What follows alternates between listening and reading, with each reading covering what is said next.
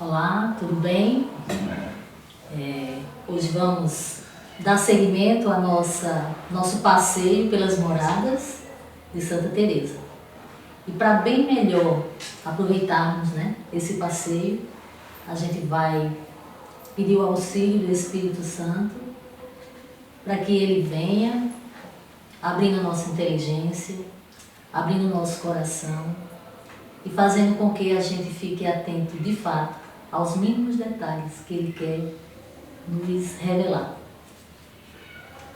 Vinde, Espírito Santo, enchei os corações dos vossos fiéis e acendei neles o fogo do vosso amor.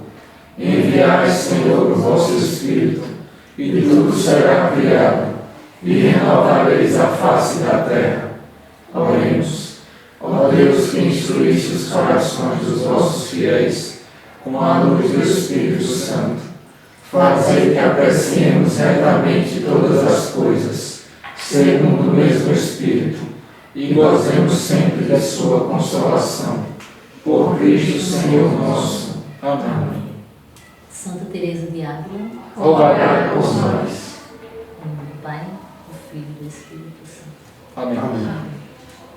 Bom, para aqueles que ainda não viram desde o início, hoje chegamos às Quintas Moradas, então brevemente a gente vai fazer esse percurso fora do castelo, entrando no castelo e percorrendo primeiras, segundas, terceiras e quartas. Então, Santa Teresa de Ávila nos ensina de que nós temos uma alma, além do nosso corpo, e essa alma, ela fez referência a um castelo, um castelo de cristal, muito bonito, e que na grande maioria as pessoas nem percebem isso. A gente vive muitas vezes fora desse castelo, poucos se dão conta desse castelo e tem essa curiosidade para entrar. Apesar de que o dono desse castelo, aquele que habita o centro do castelo, está sempre nos provocando para que a gente possa entrar nesse castelo. E aí, de que forma ele vai fazendo com que essa provocação chegue até nós? Básico assim, alguém nos convida para ir à missa, alguém nos convida para fazer parte de um grupo de oração, alguém nos convida para fazer uma leitura da Bíblia, tudo relativo às coisas do reino, do reino de Deus. E aí, então, até que isso aconteça, eu estou fora do castelo, que quer dizer, estou fora do muro, que é o próprio corpo, o nosso corpo, são as muralhas deste castelo, e eu estou tão somente preocupada com as coisas mundanas, ou aquilo que diz respeito às coisas do meu físico, dessa estrutura do castelo, que é o meu próprio corpo. Então, aquilo que me dá prazer, aquilo que o mundo oferece e muito me incentiva a buscar satisfações para essa estrutura que é a muralha, ou vamos dizer, a estrutura desse castelo. Então a gente vai muito em busca do crescer profissionalmente, de conquistar bens, de conquistar afetos, amigos, pessoas, viver. E nada disso é mal, Tudo isso faz parte do viver, tudo muito bem. Ter amizade, sair, passear, viajar, tudo isso é muito bom. Mas a gente é mais do que isso. Nós também temos uma alma. E aí, Santa Teresa até ela falou para as suas companheiras, irmãs, de que a riqueza que é viajar por dentro dessa alma é tão grande, é tão bom que a gente não tem essa necessidade de conhecer grandes coisas, países, outras coisas que a gente até sonha, nesse mundo aqui a gente tem sonho de viajar, eu quero conhecer a Europa, eu quero conhecer a Ásia, eu quero conhecer, sei lá, tantas coisas, viver viajando, Santa Teresa vai dizer que não, que a gente se basta quando a gente mergulha profundo na nossa alma, que faz essa viagem interior, isso basta. Basta de tal maneira que nos satisfaz, né? Então é isso que acontece. Quando a gente entra no castelo por meio desse convite inicial, né, de alguém, a gente até acha bonito. Puxa, entrei num ambiente que eu não conhecia, como é bonito aqui, começa a perceber ali os cômodos desse castelo, né? E vai achando bonito a mobília, a iluminação, o jardim, tudo que é ali. E lhe dá até um certo encantamento.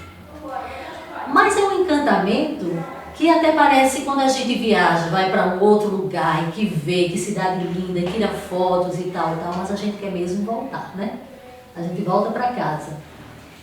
É dessa forma que o iniciante, quando ele vai e entra nas primeiras moradas, ele se sente, né? Ele vai, ele percorre ali os primeiros cômodos, ele vê a beleza, acha muito bacana, como que tirou as fotos, conheceu gente nova, mas ele volta para o seu mundinho, né? Para fora, inclusive, do castelo. Porque ele está muito ligado às coisas do mundo. As coisas do mundo têm uma força muito grande ainda nessa pessoa. Mas aí então, de tanto Deus insistir através desses convites, né? Por alguém e tal, vamos de novo, aí vai ter uma adoração, vai ter um encontro. E aí essa pessoa vai meio que sem jeito, assim, meio sem querer, mas pelo convite do amigo, da amiga, de alguém, vou por ele, não por Jesus, né? Inicialmente é assim. E eu vou gostando. Vou gostando e vou descobrindo coisas, vou vendo mais cômodos lá dentro, que aí sim vai me chamando mais atenção e vai me atraindo. Vai me atraindo de tal forma que agora eu já estou gostando. Eu já estou querendo ficar mais por aqui. Já venho até às vezes sem nem mesmo ter convite, por minha própria iniciativa, né? E aí vou ficando, vou gostando.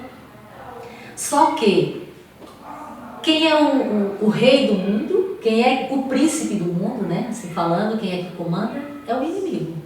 E ele já vai percebendo que você está gostando das coisas do reino, né? Que você está ali transitando, entrou no castelo, e isso já o preocupa. E ele vai dizer, não, eu preciso fazer alguma coisa para tirar esta pessoa desse caminho, né? Ele não quer que você avance. Então, da mesma forma que Deus se utiliza de pessoas para te chamar, te atrair para Ele, o inimigo também se utiliza de pessoas, de oportunidades, de situações para te tirar do castelo, né? E aí você fica nessa, sai, entra. Se você não persistir, se você não insistir, você sai mesmo do castelo. Mas, pelo contrário, se você acha bom e não dá ouvidos, né, aos convites para sair, você persiste com perseverança, aprende, estabelece uma disciplina de oração e tantas outras coisas que vai favorecendo o seu crescimento espiritual. E aí é claro que nessas primeiras moradas, primeira, segunda e terceira, o esforço é mais seu do que de Deus. Mas Deus está te observando e está lhe derramando graças e favorecendo que você avance, correspondendo ao seu esforço, né? Se você se esforça e quer, Ele vai te dando ali elementos para que você avance. E dessa forma você também entra nas terceiras moradas. Só que aí nas terceiras moradas, já são aquelas pessoas ou aquelas almas, né, que já estão assim, uma vida bem disciplinada, né, do ponto de vista espiritual. Ela, lá atrás, Santa Teresa vai dizer que nas primeiras moradas você é surdo, você é mudo. Nas segundas você já escuta, mas continua mudo, você não consegue responder a esse chamado, mas escuta. E nas terceiras moradas você já deixou de ser surdo e mudo. Então você até já dá uma resposta, né? Eu quero, Senhor. Você responde que quer sim trilhar esse caminho de santidade. Quando lá nas primeiras moradas ou fora do castelo, você ainda estava muito mergulhado nos pecados mortais, né? Pecados realmente, aqueles pesados. Na segunda morada você está ali nas veniais.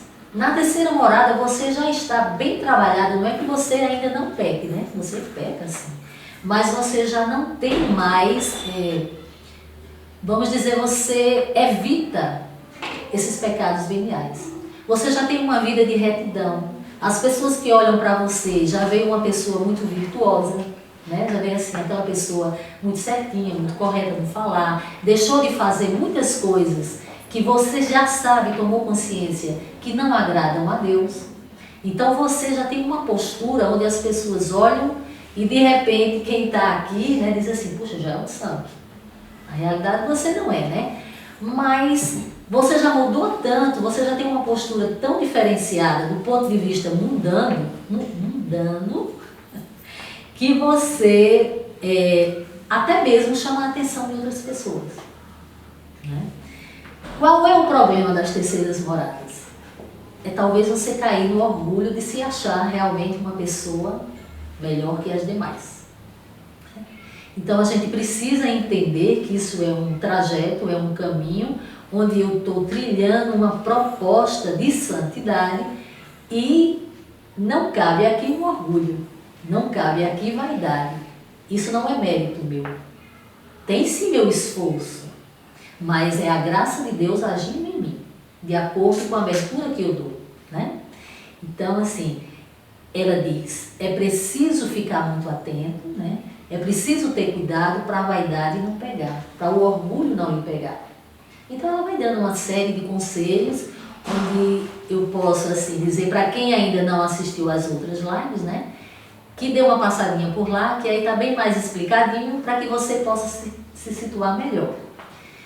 E depois aí chega nas quartas moradas, né? Ah tá, mas antes de chegar na quarta, veja só.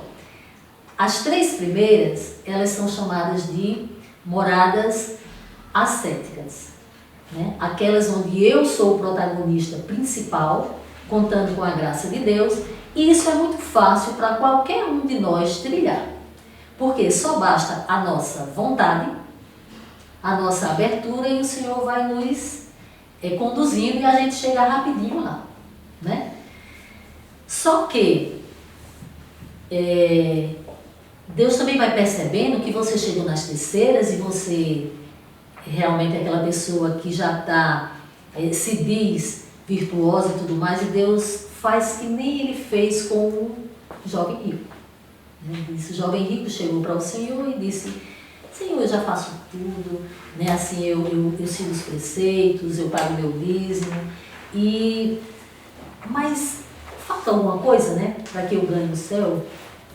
E o Senhor vai dizer para ele que tudo bem, você já faz tudo isso, que bom.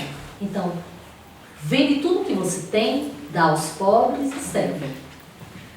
E ele não conseguiu fazer isso, né? Dado o apego que ele tinha à sua riqueza. E as terceiras moradas, o Senhor vai pedir para nós também algo que nos é muito apego, né? Para ele foi a riqueza, né? Foram os seus bens, mas para nós pode ser uma outra coisa, porque a palavra diz que a boca fala do que o coração está cheio. E aí a gente precisa sondar o nosso coração para perceber o que é que meu coração está cheio, né? Que eu ainda seguro, que eu ainda retenho e que o Senhor me pediu e eu digo, não, ainda não, Senhor. Depois, daqui 1 ano, daqui 2 anos eu ainda tenho algumas coisas para ver, eu ainda quero, né? E isso pode passar o quê? Por um curso, por um passeio, por um sonho, não sei.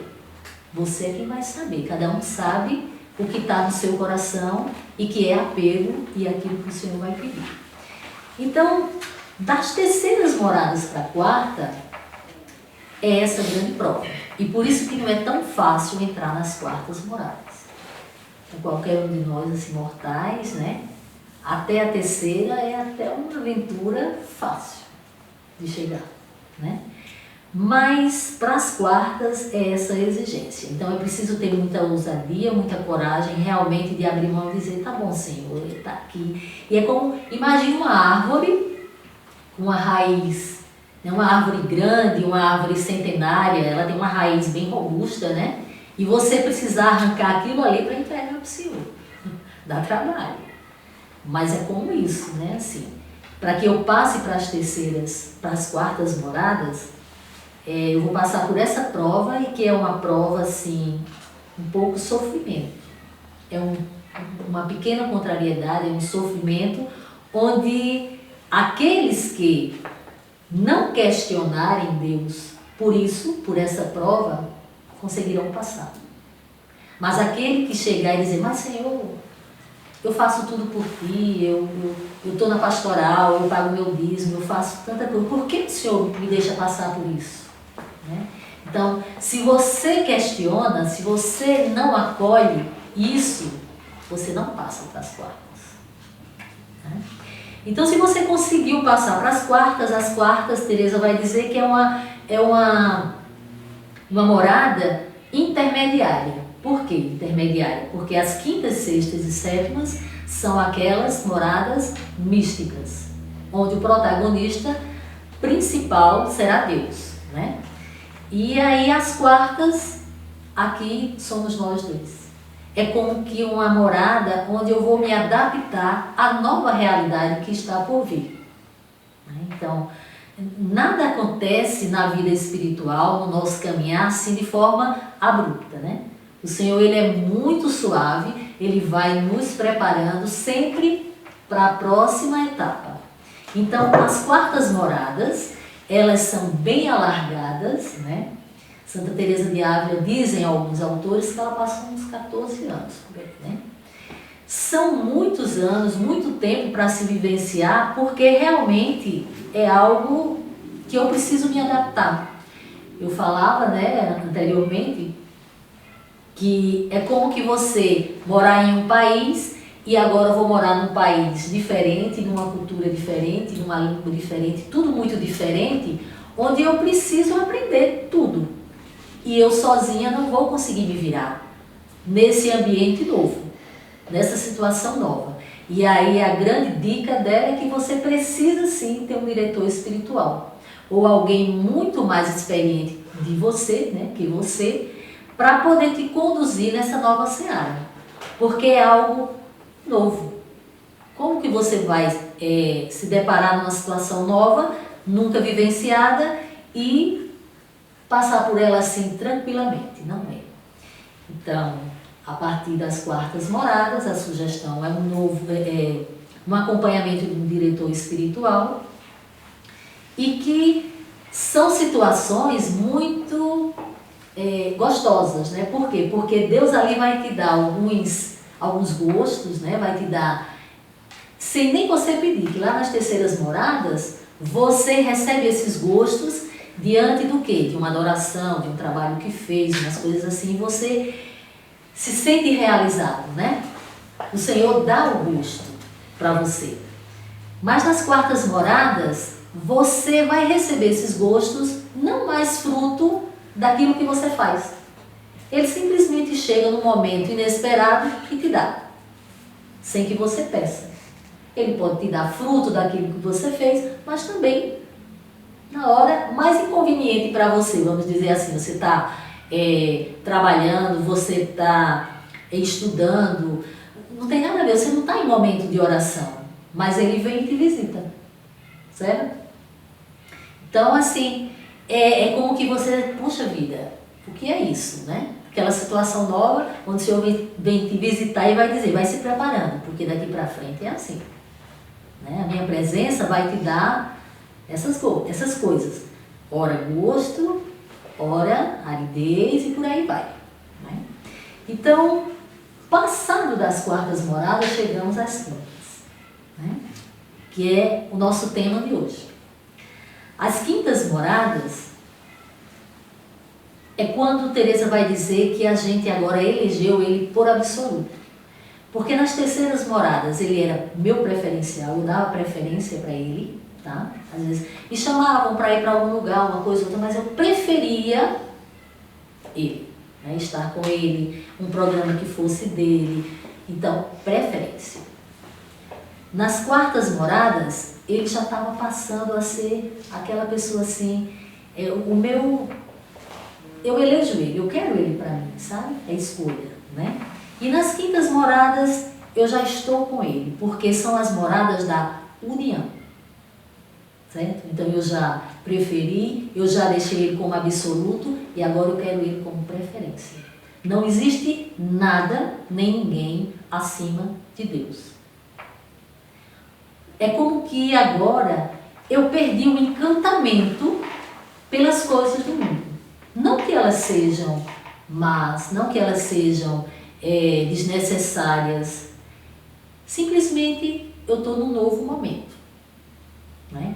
Então, a família, um churrasquinho, uma festa, ir à praia, ir para o cinema, assistir um show, viagem, tudo isso é bom. E não tem problema, não é pecado participar dessas coisas, né? A depender da motivação, não tem teor de pecado. No entanto, nas quintas moradas, essas coisas já não me atraem. Eu não tenho mais essa vontade, essa coisa, vontade de viajar, vontade de...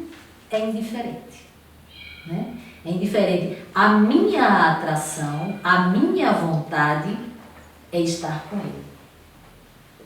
O que me atrai é exatamente Deus. Certo? Ok. Então, por isso aqui ela é chamada de as moradas da transformação e da união, né? E interessante porque agora a gente vai trilhar nas quintas, sextas e sétimas as moradas místicas. E aí então, para nós, pobres mortais que estamos iniciando, a gente não tem nem ideia do que seja isso, né? E Teresa vai começar, no livro dela, Santa Teresa, ela vai dizer o quanto é difícil falar dessas coisas. Por quê? Porque são coisas experienciadas. Então, a dificuldade, ela já começa dizendo assim, a dificuldade não encontrando palavras ou comparações, porque ela se utiliza muito de símbolos, né? Mas ela disse, aqui é tão difícil de dizer que qualquer coisa que eu diga está aquém do que realmente é. Né? A coisa é tão especial, a coisa é tão... que não tem palavras para dizer. Mas ela si mesmo, ela tenta, né? Então ela vai narrando. E então o que acontece? Como eu disse para vocês, todas as moradas, ela tem um texto fundante, né? Porque isso também é muito fruto da vida de oração dela, de fazer Lectio Divina. Então, o texto aqui que ela aprofundou, logo no primeiro capítulo, foi o tesouro escondido, né? Então, por que o tesouro escondido? Lembram do texto do tesouro escondido, que aquele homem vem e ele descobre um tesouro escondido e ele se encanta com aquilo ali, ele corre, vende tudo que tem para comprar aquele terreno, porque ele sabe que ali tem um tesouro escondido. Então, nós vamos caminhando, trilhando, chegando nas quintas moradas e descobrimos o quê? Que o grande tesouro é Deus. Então, nada no mundo tem valor, eu entrego tudo, eu vendo tudo por esse tesouro aqui. Então, isso aqui para mim tem um valor enorme, né? E aí eu vou e quero escolher esse tesouro, né? Eu estou aqui com ele, estou ali curtindo e ele é meu, que coisa maravilhosa e tal, mas não basta isso, né? O Senhor vai trabalhando nessas almas de quinta morada que ela precisa se transformar, né?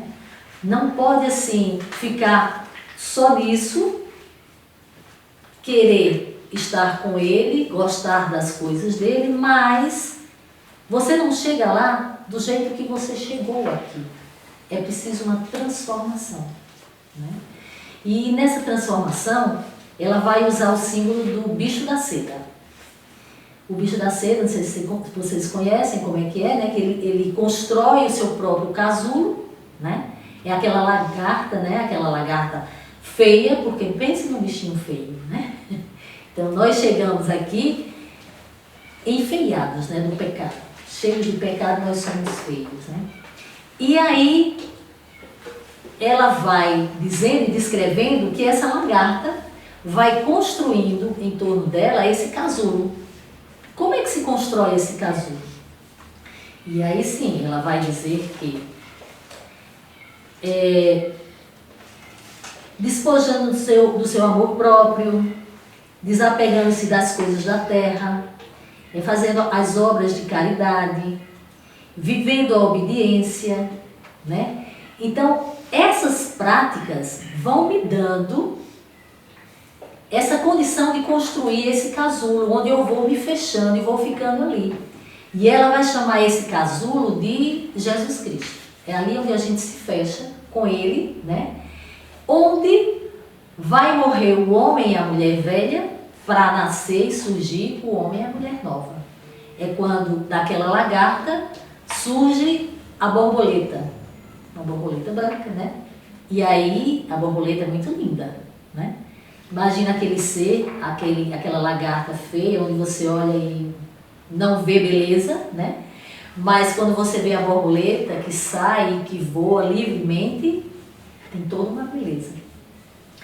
Então, ela vai nos dizer que a prática dessas coisas, viver em Jesus, né?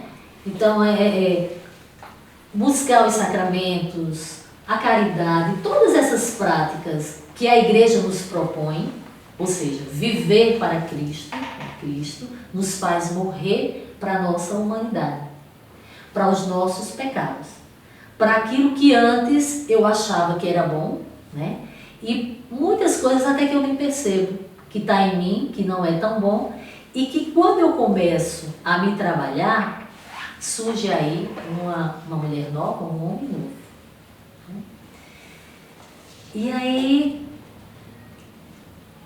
isso, mesmo que Deus seja o protagonista principal nas quintas moradas, né, é preciso também que eu me esforce aqui para construir esse casulo, tá certo? Mas não só sou eu, né, fazendo isso. Ele também vai produzir em mim alguns efeitos, né? Como, por exemplo, um grande desejo de louvar a Deus, um grande desejo de realizar grandes trabalhos para Ele, para a igreja e tudo mais, né? Um desejo também de solidão. As quintas moradas, né, é interessante porque, assim, como eu já perdi essa atração pelas coisas do mundo, o que me atrai realmente é que eu quero ficar só, mas esse só não sou eu sozinha, é com Ele, né? E não confundir aqui, muitas vezes, quando eu estou nas primeiras moradas, que eu quero ficar só, é porque eu estou querendo me afastar daquelas pessoas que me enchem o saco, que me dão trabalho, aí eu fico em casa sozinha, mas é o quê? Para assistir um filmezinho, né? Ligar o Netflix, é para ficar na rede social, fazer alguma coisa para o meu prazer, né? Então, é uma solidão, assim, um pouco egoísta. Já aqui nas quintas moradas, essa solidão é uma solidão de querer estar com Ele. Não tem ninguém mais importante para mim do que o próprio Deus. Não tem marido, não tem filho, não tem amigo, não tem mãe, não tem... É Ele. Ele está acima de tudo, né? É um desejo também de que as pessoas conheçam a Deus e que façam uma experiência do amor dele. Eu não me contento em ficar somente para mim. Eu conheci, eu estou experienciando, eu estou aqui vivenciando essa coisa tão boa, mas eu não quero só para mim, né? Porque se o movimento, parte dele, se é ele me ajudando nesse processo, Deus é amor. E o amor, ele extravasa para os outros, né? Não pode ficar em mim. Eu não posso reter isso para mim. Então, ele faz surgir esses efeitos dentro de uma alma de quinta morada, né? morrer para as coisas do mundo e ao mesmo tempo ascender, buscar as coisas do alto, mas que eu possa compartilhar também com os outros. Então aqui as almas também, elas experimentam assim, uma paz e um desassossego. Apesar de situações difíceis, apesar das pessoas olharem para você assim e começar a lhe achar estranha, começar a julgar você, porque aí vão vir julgamentos, né? Dizer que você está muito diferente, só quer ser muito santinho, isso e aquilo outro, isso não te incomoda mais. Né? Isso de certa forma lhe traz paz. Ao mesmo tempo que traz paz, gera também um desassossego. Por quê? Porque você não encontra aonde pousar essa borboleta. Sabe? Se eu não encontro graça nem gosto nas coisas mundanas, eu também não estou querendo morrer agora, não é isso. E eu fico naquela, né? Onde é que eu vou pousar a minha borboleta? Eu quero estar com ele, mas também eu não encontro lugar. Eu não encontro. E isso gera em mim um desassossego. Apesar da quietude e da paz, ao mesmo tempo eu fico nesse conflito. Né? E aqui a alma sai fortalecida com o desejo de realizar grandes obras para Deus. Deus está aqui preparando para algo maior. Sempre, sempre, em cada morada, Ele está nos preparando lá na frente. Né? E interessante, a gente precisa ter isso muito consciente de que não é assim, muito curtinho, né? É só 1 ou 2 cômodos. Não, são muitas moradas. Santa Teresa, ela vai dizer, quando começa a dizer assim, tem mais e tem menos. O que quer dizer isso, mais e menos? É que são tantos cômodos, são tantas moradas, em cada morada, né? Assim, primeira morada, são muitos cômodos. Segunda, muitos cômodos. E aí vai. O que quer dizer isso? São os níveis que cada um está. Então, existem aqueles que estão iniciando, existem aqueles que já andaram um pouco, uns estão mais intermediários, tem uns que estão se aproximando já do fim. Então, mesmo dentro daquela morada, você vai perceber diferenças, né? Que existem pessoas mais avançadas, mais próximas das próximas moradas, e outras que estão iniciando. Né? Então, o que a gente vai perceber aqui? Que essa alma, ela tem desejo, sim, de realizar grandes obras de Deus, porque Ele está preparando. Ele está chamando, Ele está convocando, e Ele está dizendo, olha, vamos ver. Você realmente quer estar comigo? Então vamos nos unir. Né? E essa união, existem 2 caminhos que ela vai descrever aqui. Existem para aqueles que são místicos, né? No caso de Santa Teresa de Ávila e alguns outros santos, que vivem realmente, essa experiência, ela é muito rápida, ela acontece assim, rápido e são coisas bem intensas, né? E aí o que acontece? Quando existe essa experiência, é como que elas não veem com os olhos naturais, com os olhos da gente, elas não veem Jesus fisicamente, não veem isso, mas intelectualmente, né? A presença dela, ela sente e visualiza intelectualmente. Ela sabe, ela tem certeza que teve com ele. Então, há uma união, há uma marca, né? Ali. E ela vai usar também, agora, o símbolo da cera e do selo. Né? Então, é como que o selo, ele vem quando ele se une à alma, a alma é a cera e ele é o selo. E não tem mais como você tirar isso. Você ficou selado, você ficou marcado. Né? E é de tal forma que assim, descreva, diga, você, não vi, mas eu tenho certeza. Não tem quem tire essa certeza dessa alma. Né? Ela sabe que houve essa visita e houve esse selo, essa união. E aqui também ela chega até mesmo a se dispor a abraçar a cruz. Né? Não tem como chegar às 7ª moradas, não tem como chegar à união com Ele se a gente não passar pelo caminho da cruz. Então aqui ela já vai perdendo o medo de sofrer, o medo da morte, o medo do inferno.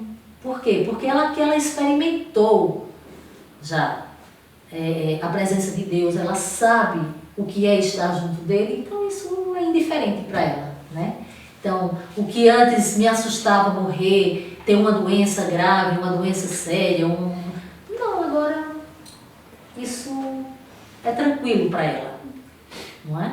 Não é que ela vá desejar, não, mas aconteceu, é tranquilo. Não existe mais o medo. A confiança aqui é grande. E nessa transformação, ela deixa de olhar muito para si e passa a olhar para os outros em Deus, né? Assim, por Deus, ela começa a olhar em cada um, eu vejo Deus em você e eu quero te servir, eu quero ser bom para você, eu tenho aqui a prática da caridade, né? Deixo de ser egoísta, deixo de querer só para mim e penso muito mais no outro. As pessoas que é cristã, elas começam a beneficiar as outras, mas ela nos atenta para que sejamos vigilantes. Mesmo a alma assim muito avançada, né, em quintas moradas, se a gente não ficar vigilante, a gente pode cair. Porque, veja, aqui se intensifica muito mais o combate com o inimigo. Ele está muito mais incomodado. Por quê? Porque aqui ele sabe que você é capaz de trazer muita, não é só você que ele está perdendo. Ele está preocupado porque você vai arrastar muitas almas para Deus. Então, o combate aqui é bem terrível, né? Então, é quando a gente começa a ver ali a história de São Pio, né? Padre Pio, e tantos outros santos que há mesmo combate físico até com o inimigo.